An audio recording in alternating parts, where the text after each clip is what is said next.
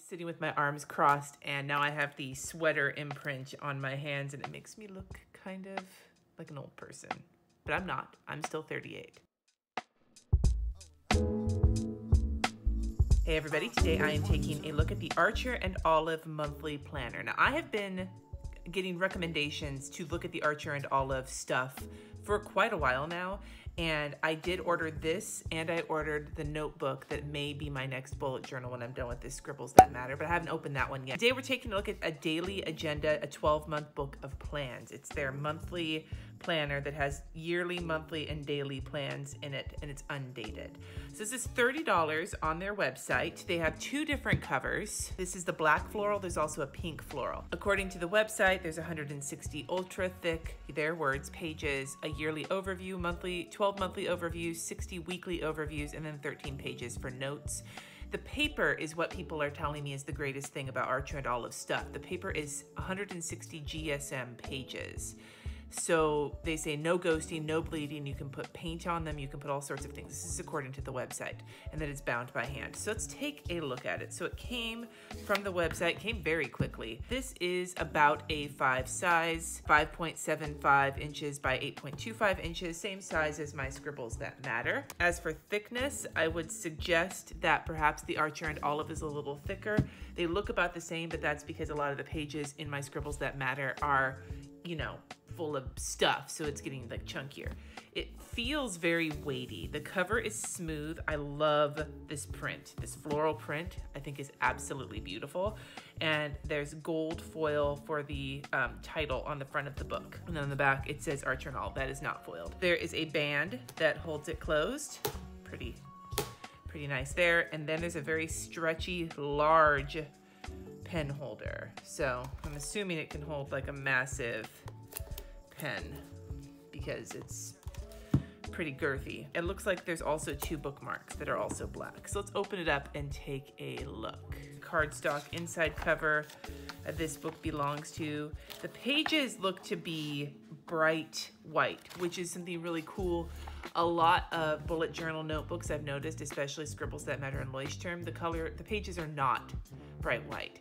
The Leuchtturm is like an ivory, and the Scribbles That Matter is like an off-white. Now I was thinking that like this front page has to be like a really thick cardstocky paper, but every page feels that way. Like this legit feels like 3 pages in one, each page. They aren't kidding when they say this is ultra thick paper.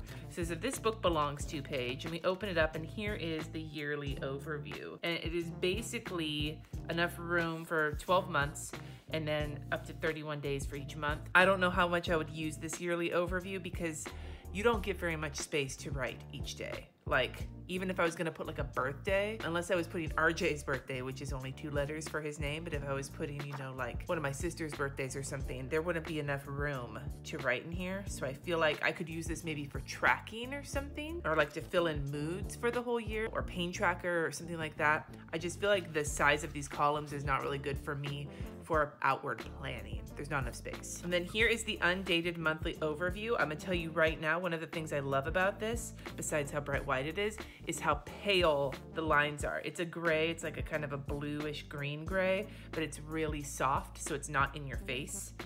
You get 5 rows of weeks, and then you know, to fill in your days. Then there's a month. It doesn't even say Sunday through Monday or anything on top here under the days, so you can make it whatever start you want. Along the side here is a long notes column, and again, kind of like the yearly planner, these are really narrow. I don't know how useful this notes column would be, especially if I was trying to utilize each little checkbox or check circle. And then along the bottom here is a set of like very light grid, like blind grid note space. Now it looks like they're doing something that I love, which is monthly overview and then the weekly overviews and then to the month. So this is a like horizontal situation here, and this is a Monday start. They give you plenty of space for the weekdays.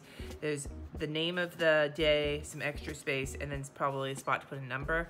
And Monday, Tuesday, Wednesday, Thursday, Friday, and then it gives you half space for Saturday and Sunday, which is not something I'm a fan of, and this is not a lot of space, so that's kind of a bummer. I would almost be okay with having a weekend small space if they didn't put days on any of these, because since you can decide what you want the start to be for your week, Why can't they just let you set your own week? I don't know. I just, this layout is pretty pretty mild in terms of being able to put your own stamp on it, which is cool.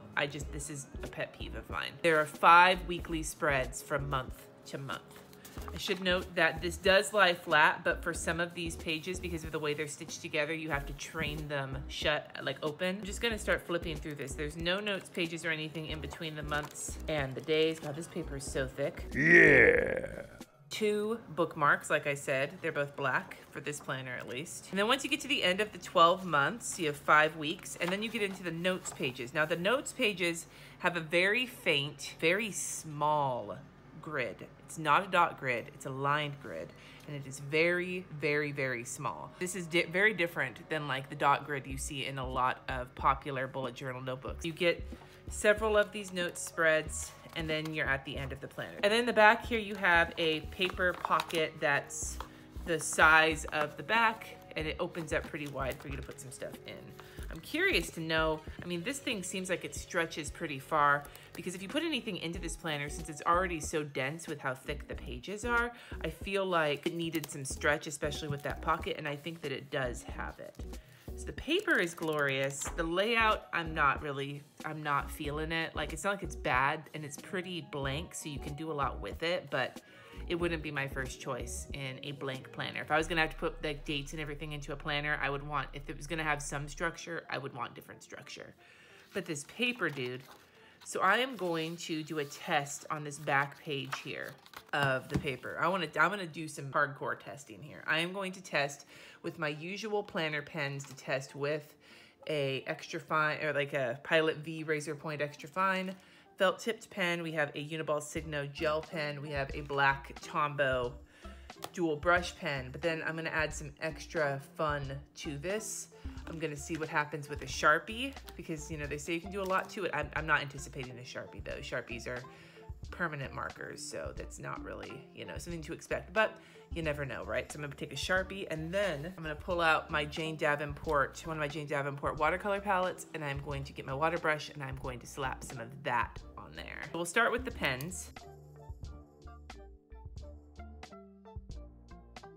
I'm gonna throw the Sharpie in.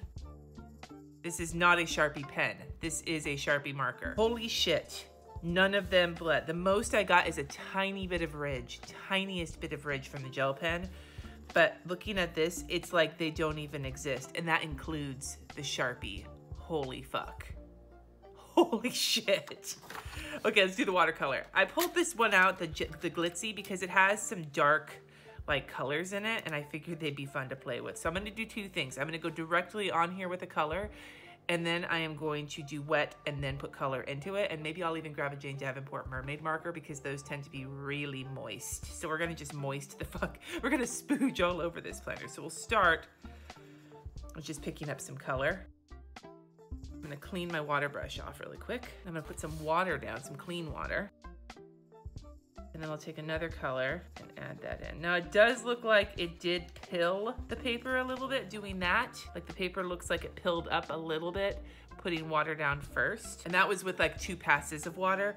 It didn't pill with like one single pass of water like that. And it only pulled up a little bit, but I feel like your best bet, at least with the pilling of the paper, is just to directly put paint on there rather than to put water down first and then add paint.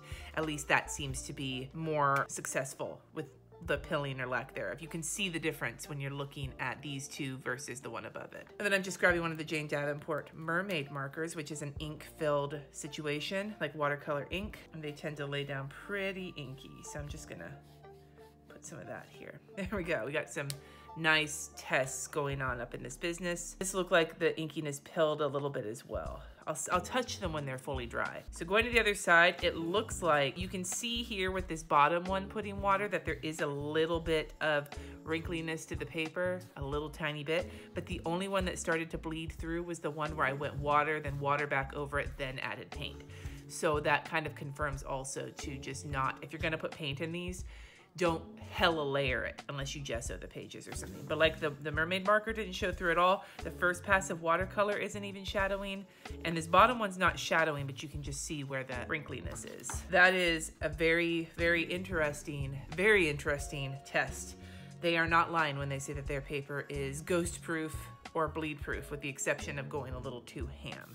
It's also smooth paper, but it has a slightly porous texture to it. It does not have like that Bristol completely smooth feel to it. It has a more cardstocky feel to it. But overall, this is really nice quality. I'm not a fan of the layout necessarily for myself, but I think that it could be a really great planner for somebody. I'm excited to take a look at the notebook because I think that that would be the one I'd be more likely to use as my next bullet journal. And part of me, if the paper is anything like this, I'm really leaning towards it. But as for this planner, I am not going to use it. I'm glad I ordered this because this really fascinates the shit out of me. And for 30 bucks, it's actually not, it's more expensive than like a Scribbles That Matter sized notebook, but this isn't the notebook, this is a planner.